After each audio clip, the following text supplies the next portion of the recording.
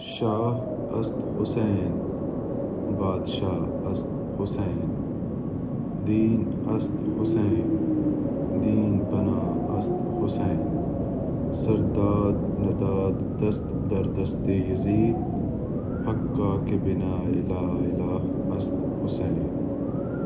کیا کربلا کی لڑائی دو شہزادوں کے درمیان ہوئی، یا یہ جنگ حضرت امام حسین علیہ السلام نے طاقت کے حصول کے لیے لڑی، یا یہ جنگ حق اور باطل کے درمیان ہوئی؟ آئیے اس ویڈیو میں دیکھتے ہیں۔ بسم اللہ الرحمن الرحیم۔ السلام علیکم ناظرین، میں ہوں آپ کا میزبان عثمان، آپ دیکھ رہے ہیں میرا یوٹیوب چینل۔ ناظرین، مختصراً آج ہم بات کریں گے کہ کربلا کے واقعے کی ایک بہت بڑی وجہ کیا تھی۔ تاریخ کے اوراق کا مطالعہ کیا جائے تو ہمیں معلوم ہوگا کہ حضرت امام حسین علیہ السلام نے یہ جنگ سیاست اور مذہب کو ایک رکھنے کے لیے کی، کیونکہ یزید جب جبراً مسلط ہوا تو اس نے سب سے پہلا ضروری کام یہ سمجھا کہ وہ اسلام کے سچے پیروکاروں کو جبر اور ظلم کے ساتھ اپنے نظام کی طرف راغب کرے، اور اس نظام کو جس کو چاروں خلفائے راشدین نے اپنایا، جو رسول اللہ صلی اللہ علیہ وآلہ وسلم کا نظام تھا، جس میں دراصل دین ہی سیاست تھا، اس کو ختم کر کے آمریت کا نظام رائج کرے، جہاں وراثت ہو نہ کہ جمہور ہو۔ عام طور پر اگر دیکھا جائے تو ہمیں معلوم ہوگا کہ یزید اسلام کو مٹانا نہیں چاہتا تھا، نہ اس نے نمازوں پر پابندی لگائی، نہ روزوں پر، نہ حج پر، بلکہ وہ دراصل سیاست کو دین سے جدا کرنا چاہتا تھا۔ اس کا مقصد یہ تھا کہ سیاست میں کوئی اسے ٹکر نہ دے، لوگ اس آمر کے ہر جائز و ناجائز حکم کی تعمیل کریں، اس کی عیاشیوں اور بے حیائیوں کے باوجود لوگ اسے اپنا حکمران سمجھیں، اور دینداری صرف مساجد و مدرسوں تک محدود رہے۔ اسی لیے اس نے اپنی بیعت یعنی اطاعت کے لیے حضرت امام حسین علیہ السلام کو مجبور کرنے کی کوشش کی۔ اس کا مدعا یہ تھا کہ حضرت امام حسین علیہ السلام صرف دین کو سنبھالیں اور وہ خود سیاست کو سنبھالے۔ عام الفاظ میں اگر کہیں تو وہ یہ چاہتا تھا کہ وہ لوگوں کے حقوق کو پامال کرنے، ظلم و زیادتی کرنے، آزادی رائے کو سلب کرنے میں کوئی اس کو نہ روکے، جبکہ دوسری طرف حضرت امام حسین علیہ السلام جو نواسہ رسول ہیں، جگر گوشہ بطول ہیں، جن کے بارے میں حضور علیہ السلام کا فرمان ہے کہ جنت کے جوانوں کے سردار حسن و حسین ہوں گے، آپ کسی صورت میں یہ نہیں ہونے دے سکتے تھے کہ کوئی ان کے نانا کے دین کو دو ٹکڑے کر دے۔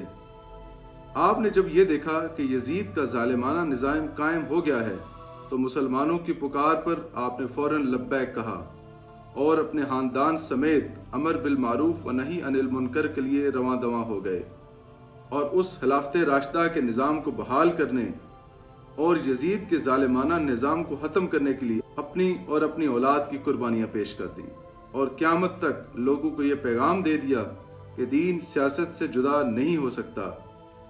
جیسا کہ علامہ اقبال نے بھی فرمایا تھا، جدا ہو دین سیاست سے تو رہ جاتی ہے چنگیزی۔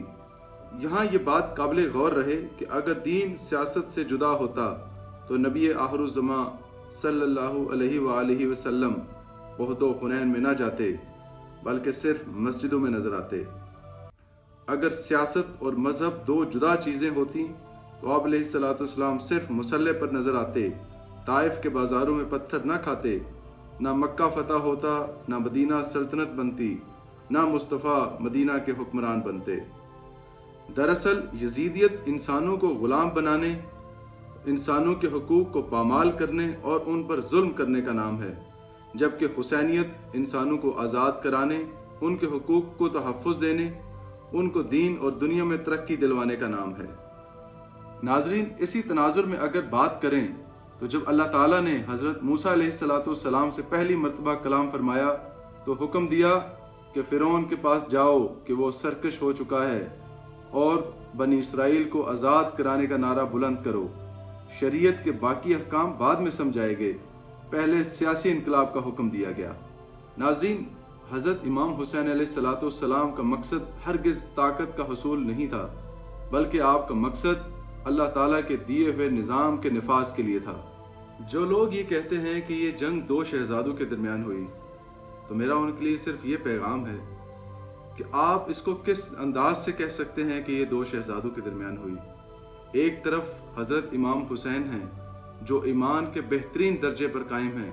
ये वो दर्जा था कि जिसके बारे में नबी करीम सल्लल्लाहु अलैहि वसल्लम के फरमान के मुताबिक कि जब तुम जुल्म देखो तो उसको हाथ से रोको, और ये दर्जा हज़रत इमाम हुसैन अलैहिस्सलाम को ही सजता था।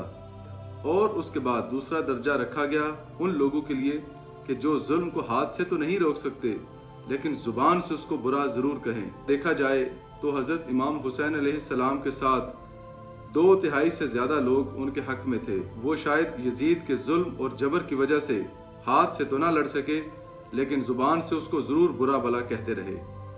और तीसरा दर्जा उन कमज़ोर तरीन मुसलमानों का रखा गया जो कि ना उसको हाथ से रोक सकते थे ना जुबान से बुरा कह सकते थे। उनके लिए ये कहा गया कि वो दिल से ही उसको बुरा जाने। मेरा आपसे ये सवाल है कि क्या यजीद इन तीनों कैटेगरी में कहीं पर फॉल करता था? बिल्कुल भी नहीं। यजीद इन तीनों कैटेगरी में फॉल नहीं करता था। इसलिए किसी भी तरह से हम उसका मुवाजना हज़रत इमाम हुसैन अलैहिस्सलाम के साथ नहीं कर सकते। आज भी जो लोग जुल्म और जबर का साथ देते हैं वो यजीदियत के पैरोकार हैं, और जो लोग हक व इंसाफ का नारा बुलंद करते हैं वो हज़रत इमाम हुसैन अलैहिस्सलाम के गुलाम हैं। नाज़रीन, अगर आपको हमारी वीडियो पसंद आई हो इसको लाइक करें, हमारे चैनल को सब्सक्राइब करें और शेयर करें।